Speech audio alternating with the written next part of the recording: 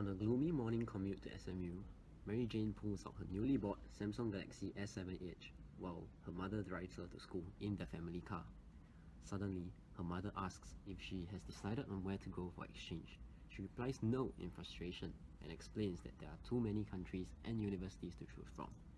Then, she launches the newly released Flying Chalks application and pulls up the popular countries section. She sees South Korea at the top of the list, with the United States of America and Europe. She chooses South Korea, and a page shows up, giving her an overview of South Korea's culture, and she gets to read a little more about the country. Being a fan of K-pop, the short read about South Korea actually garnered her interest. She decides to pull up the list of South Korea's universities to find out more.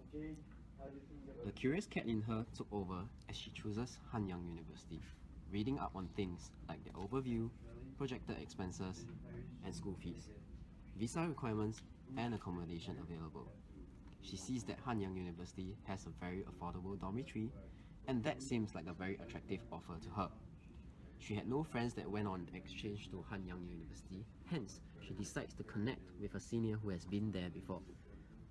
She quickly retrieves the list of students who have been there and saw that one senior, Nicole, from SMU, School of Information Systems Online.